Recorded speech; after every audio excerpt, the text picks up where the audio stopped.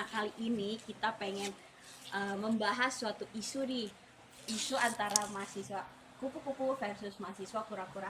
Nah, kali ini aku juga udah ngajak beberapa tamu yang udah ada di sini untuk kita kulik-kulik gitu. Nah, boleh dong perkenalan dari Bagus. Halo, nama aku Bagus Eko Prasetyo, biasa dipanggil Bagus. Halo, nama aku Hazel Rastina Sifin, biasa dipanggil Hazel. Halo teman-teman, kenalin nama aku Putra Melandri, aku biasa dipanggil Putra. Halo teman-teman semuanya, perkenalkan nama aku Desi Karina, biasa dipanggil Desi. Oke, jadi kali ini kita pengen membahas tadi sesuai topik yaitu mahasiswa kupu-kupu versus mahasiswa kura-kura. Nah, bagi teman-teman yang belum tahu mengenai kedua topik tersebut, kita samain dulu ya perspektif kita. Mahasiswa kupu-kupu itu mahasiswa kuliah pulang, sedangkan mahasiswa kura-kura yaitu mahasiswa kuliah rapat. Nah, di sini udah ada tim mahasiswa kupu-kupu dan di sini udah ada tim mahasiswa kura-kura. Jadi sekarang ayo kita tanya-tanya. Ini mulai dari yang kupu-kupu dulu ya. Pertama nih, kenapa Bagus sama Hazel milih menjadi mahasiswa kupu-kupu? Karena tujuan utama aku kuliah itu kan akademik ya. Jadi aku ngerasa mungkin kalau misalnya jadi mahasiswa kupu-kupu, aku bisa fokus dalam hal akademik, kayak nggak tergesa-gesa dalam belajar, ujian, atau mungkin tugas-tugas juga bisa kelar tanpa mungkin ada pressure dari kegiatan luar kampus gitu. Gitu. Kalau Hazel gimana? Kalau aku waktu aku awal masuk kuliah itu aku sebenarnya udah ada kayak bikin planning gitu kan. Jadi di semester 1 sama semester 2 itu aku ada planning di semester itu aku untuk pengenalan dulu lah sama lingkungan kampus. Jadi belum masuk ke lingkungan organisasi, tapi semakin lama naik semester tuh rasanya lebih nyaman aja untuk lebih fokus ke akademik gitu. Oh, berarti keduanya kayak lebih fokus ke akademik gitu ya. Terus habis itu aku pengen nanya lagi nih, keuntungan fokus ke kuliah aja tuh apa sih sebagai mahasiswa kupu-kupu ini? Kayak yang aku bilang tadi ya. Jadi kalau misalnya kayak apa namanya tuh mungkin dalam hal memanajemen waktu mungkin jadi aku bisa kayak fokus buat ngerjain tugas. Kalau misalnya kayak waktunya ujian ya belajar gitu kan. Terus juga aku kayak tipe-tipe orang yang nggak terlalu bisa tahan di keramaian. Aku butuh waktu tempat tenang gitu. Jadi lebih cocok aja jadi mahasiswa kupu-kupu. Nah, kalau Hazel gimana? Menurut Hazel apa keuntungan dari fokus kuliah ini? Kalau menurut aku bebannya itu nggak seberat kayak mahasiswa kura-kura gitu kan. Kalau yang mahasiswa kura-kura ada nih kayak beban, maksudnya bukan beban sih, kayak tanggung jawab gitu kan. Di organisasi ada proker yang harus dikerjain, ada urusan segala macam gitu kan. Sedangkan kalau kami yang kupu-kupu ini kan emang jadi bisa fokus ke tugas aja, ke akademik, terus juga masih ada waktu untuk diri sendiri gitu sama teman-teman gitu. Oh gitu. Kalau nih sebagai mahasiswa kupu-kupu ya, pernah ngerasa kayak ketinggalan gitu nggak sih sama teman-teman yang aktif organisasi gitu, kayak takut ketinggalan skillnya gitu-gitu kan nih, kayak yang teman kita samping ini. Ya tentunya pernah dong ya kan. Kayak kita ngelihat gimana teman-teman kita pencapaiannya ya kan sama pengalamannya serta relasinya tuh udah luas ya kan. Pengalamannya gimana. Terus gimana kayak mereka tuh skill-skillnya juga udah apa namanya tuh udah meningkat ya kan mungkin dalam public speaking atau kepemimpinan juga. Nah, jadi itu kadang yang bikin aku mungkin motivasi untuk buat coba-coba secara sedikit demi sedikit untuk mulai kegiatan kecil-kecilan gitu yang di luar kampus.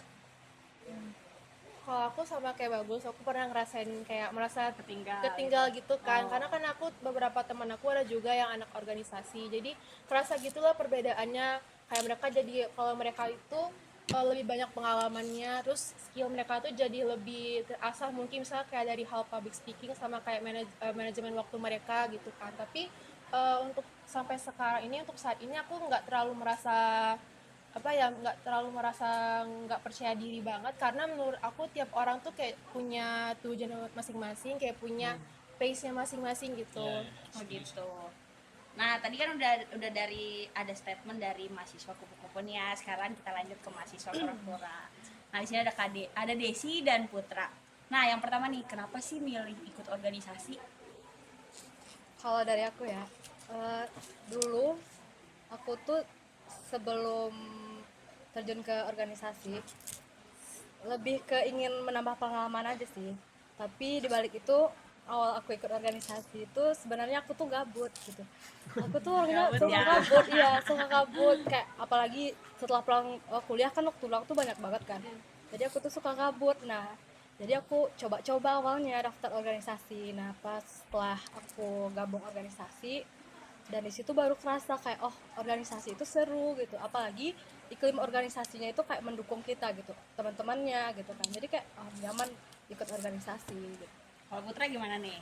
Sebenarnya alasan aku pertama kali aku ikut organisasi itu ketika semester 2, dan organisasi yang aku sasar itu adalah organisasi yang memang fokus pada bidang sosekpol, buat sosial, ekonomi, politik, dan budaya. Makanya waktu itu aku memutuskan buat daftar di Institut Generasi Muda di bawah naungan BEM Unan. Kebetulan waktu itu bareng juga sama Desi, makanya baju kita sama. Nah, kementerian yang aku pilih itu Kementerian Kebijakan Nasional. Jadi kalau ditanya alasan aku gabung organisasi pertama kali, harus digaris bawahi pertama kali itu karena aku ingin tahu banyak fenomena dan aku ingin tahu banyak apa aja sih isi diskusi hari ini mengenai politik, ekonomi, budaya, hukum. Makanya aku memutuskan buat bergabung di Institut Generasi Muda BEM Unan. Itu alasan aku. Oh gitu. Kalau berarti kan sebelum dan sesudah aktif organisasi ini pasti ada kayak yang dirasain gitu kan, kayak Iya, dari pengalaman, skill gitu-gitu. Menurut Desi sama Putra, apa sih skill dari diri sendiri ini yang dirasa udah benar-benar berkembang selama ikut organisasi itu? Kalau dari aku ya pasti banyak banget kan skill yang kita dapat ketika kita gabung organisasi.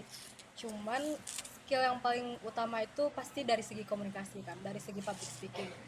Karena kalau kita ikut organisasi itu kita tuh di-push gitu, didorong buat mengeluarkan pendapat, cara berpendapat gitu, dan berinteraksi dengan berbagai macam orang gitu. Jadi kita tuh lebih kayak belajar pede gitu, walaupun kayak komunikasi kita gak sebagus itu tapi kita tuh belajar gitu. Oh, kalau Putra gimana nih? Kalau dari yang aku rasain, dari diri aku pribadi sebenarnya banyak. Cuman salah satu yang paling aku rasakan adalah kemampuan kita untuk mampu beretorika. Kenapa kita bisa mampu beretorika ketika kita memutuskan bergabung di organisasi? Karena di organisasi itu pasti nanti muncul yang namanya perdebatan ide. Jadi memang betul kata orang-orang dulu, kalau misalnya ide itu tidak dibenturkan dengan ide lain maka tidak menghasilkan apa-apa. Nah, dinamika seperti itu terjadi di organisasi. Makanya kemampuan retorika, kemampuan berdebat, kemampuan melakukan propaganda, bahkan itu bisa didapatkan banyak di organisasi. Kemudian yang kedua, dua yang utama kalau misalnya disebutin banyak mungkin bakal habis waktu ini. Yang pertama kemampuan retorika, kemudian yang kedua manfaat relasi. Oh, relasi. Ya, itu sangat-sangat aku rasakan ketika kita menjalani organisasi. Oh gitu. Nah, selama kuliah ini kan pasti ada waktu bagian akademik, terus bagian organisasi gitu kan. Nah, gimana sih dengan kesibukan organisasi, terus akademik juga pasti sibuk juga nggak sih, kayak ada tugas-tugas. Itu gimana sih cara bagi waktunya? Dulu waktu aku gabung organisasi aku tuh sempat ngerasa kayak susah bagi waktu gitu. Waktu itu semester 3 kan. Semester 3 tuh lagi hektiknya kuliah, tugas, presentasi segala macam. Di organisasi juga kan. Terus waktu itu aku juga belajar yang mana yang paling utama gitu kan. Poin utama yang kita kejar ke perkuliahan tuh ya akademik kan. Jadi kayak aku usahain dulu akademik baru organisasi gitu. Kalau dari aku itu sih. Oh, kalau dari Putra gimana? Kalau dari aku buat manajemen waktu, ini aku merasa sangat-sangat sulit, bahkan di beberapa momen, di beberapa semester tuh aku merasa Kewalahan. aku lebih banyak, aku 55% menjalin organisasi, 45%-nya kuliah. Nah, dari situ muncul nanti masalah sama dosen. Nah, karena pengalaman lobbying kita di organisasi itu justru kepake juga. Pak, tolong Pak, Buat ngelobbyin dosen iya, ya. apalagi saya pribadi kan dari konsentrasi jurnalistik, di mana tugas-tugasnya sangat banyak, sangat berat.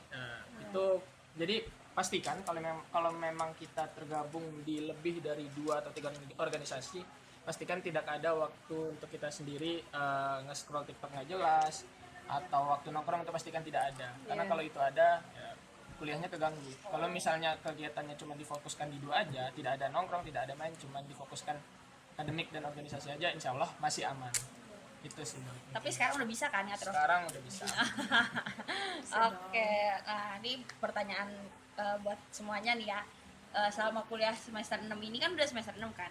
Nah, ada nggak sih perubahan yang dialamin kayak yang tadinya Putra nih kayak tadinya kupu-kupu terus jadi kura-kura atau sebaliknya gitu, mungkin dari Bagus dulu. Bagus pernah nggak kayak ngalamin itu? Pernah ada satu sisi, ada satu part kayak gue pengen coba deh ikut organisasi selama kuliah ini, terus pernah ngikutin gitu nggak? Itu pernah ya. Jadi kayak kebetulan alhamdulillahnya waktu itu aku dapat beasiswa yang mana diharuskan buat ngikut-ngikut proyek sosial ya kan. Di mana tuh, Gus? Di Padang. Di beasiswa ya? Beasiswa Oh, BCA. Nah, dari di situ BCA. kayak beberapa hal dalam organisasi aku tuh cukup terasa ya kan. Terus juga kayak beberapa hal kayak dalam berelasi, kayak mungkin berdiskusi ya kan, bertukar pendapat, bertukar ide, apalagi di sini kan kita terjun ke lapangan, ke masyarakat langsung nyari-nyari UMKM ya kan, buat ngembangin gimana apa aja keluhan dari UMKM itu. Jadi kalau dibilang untuk perubahan ya mungkin aku mencoba-coba lebih kecil tapi dari luar kampus dulu gitu. Raza ada nggak kayak perubahan pernah ikut organisasi gitu? Jadi gimana ya, aku tuh meskipun aku tuh mahasiswa yang kupu-kupu, tapi ada beberapa kali tuh aku mencoba untuk ikut organisasi gitu kan, kayak Aiseng, terus juga kayak Hai Mika Sama. gitu. Tapi sayangnya nggak rezeki gitu lah, nggak lolos gitu. Terus akhirnya di semester 4 itu aku mulai ini mau nyoba daftar di CCS gitu kan, dan alhamdulillahnya keterima.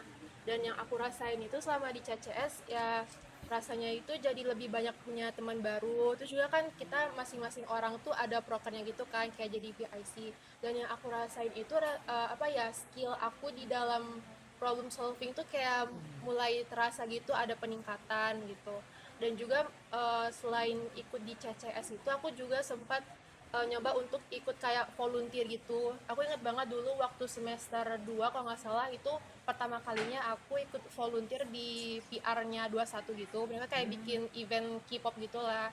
Terus volunteer lagi di Hai Mika di Confiesta mereka gitu. Tapi ya meskipun aku dulu sempat ikut organisasi, tapi tuh kayak masih ada gitu rasa-rasa mahasiswa kupu-kupunya gitu. Kayak misalnya nih ada rapat gitu kan, terus di satu sisi ya masih ada kayak tugas yang belum kelar. Nah di situ aku kayak masih memprioritaskan untuk tugas dulu gitu, baru apa ke organisasi, baru rapat segala macamnya. Gitu. Mungkin kalau ini berdua kan pasti masih aktif ya, pasti pasti Enggak juga. Oh, enggak juga ya. Udah dia miss sih, udah Ada oh udah, ya udah coba jelasin gimana nih. Dari tadinya Basic dulu. kura-kura terus jadi iya. Kan aku juga dulu kupu-kupu ya, semester 1, 2 itu aku kan kayak istilahnya lebih fokus ke diri sendiri gitu, nggak berani ngambil pengalaman, nggak coba ikut organisasi. Nah setelah aku join organisasi itu kayak memang banyak dampaknya ke diri aku gitu, lebih kayak ke aku tuh lebih berani mengambil peran aja gitu. Dulu kan aku takut-takut ya, kayak takut gak terima, takut gimana-gimana gitu kan. Tapi setelah aku join organisasi itu aku lebih kayak ya udah yang penting kita coba gitu. Oh, Putra gimana? Kalau aku siklus aku tuh semester 1 aku kuliah pulang, semester 2 sampai sekarang kuliah rapat, cuman sekarang itu udah sampai di tahap wah kayaknya udah nggak sanggup lagi kalau misalnya bisa sebanyak tuh. Makanya sampai sekarang tuh paling cuman 1-2 tanggung jawab aja, atau 1-2 maksimal organisasi. Karena jujur kami pun ngerasa pengen banget punya waktu santai sebenarnya. Dia kalau bisa dibilang secara kasar muak juga lah, capek Muak juga ya. capek juga. Oke, mungkin 2 pertanyaan ini jawab cepat aja ya, nggak usah pakai penjelasan. Nah, menurut nih dari teman-teman berempat ini, mana yang lebih penting, IPK atau pengalaman? Jawab cepat, bagus. Dua-duanya penting sih. Dua-dua penting, enggak, maunya satu. Aduh, Aduh, tergantung prioritas sih kalau iya. aku. Kalau prioritas bagus, Kalau misalnya aku mungkin karena mungkin kita belum belum tahu juga ya kan mau ke arah mana. Kalau misalnya mungkin aku pengen fokus ke akademis ya kan, kayak pengen ngelanjutin studi atau apa, mungkin aku bakal fokus ke IPK. Tapi kalau misalnya emang pengen cari kerja yang mapan, yang gimana yang bagusnya, prospeknya juga ya kan sama karir, ya tentu aku nyari pengalaman gitu. oke. Kalau Hazel, ini jawab cepet ya teman-teman, jawab Kalau aku kayaknya lebih ke pengalaman sih. Pengalaman. Karena nanti tuh kan dunia kerja tuh menurut aku fleksibel gitu loh. Tiap orang tuh bisa kerja dimanapun gitu loh. Jadi asalkan ada pengalamannya. Tapi IPK juga penting sih sebenarnya. Iya kan? Karena IPK tuh kayak nunjukin keseriusan kita di studi yang kita ampu Iya, gitu. iya. Oke, kalau ada sih jawab Oh, cepat, iya. jawab cepat. sama pentingnya sih, tapi mungkin lebih ke pengalaman. Pengalaman. Kalau Putra? sama Pengalaman. pengalaman. Nah, ini terakhir pertanyaan terakhir. Jawabannya cuma 2, enggak atau mau apa enggak? Oke. Kalau disuruh tukeran posisi nih, kupu-kupu jadi kura-kura atau kura-kura jadi kupu, mau apa enggak? Ya mau lah. Mau. Enggak sih, Enggak. Enggak. Oke. Kita bisa narik kesimpulan dari materi kita kali ini, yaitu mahasiswa kupu-kupu dan kura-kura sama-sama memiliki kelebihan dan tantangan. Kupu-kupu lebih fokus akademik, sementara kura-kura lebih fokus ke dia lebih unggul dalam pengalaman dan skill organisasi. Nggak ada yang lebih baik, terus nggak ada juga kayak lebih wah gitu. Karena semua bergantung pada tujuan dan prioritas masing-masing. Mungkin sekian dari kita. Assalamualaikum warahmatullahi wabarakatuh. Dadah. Bye.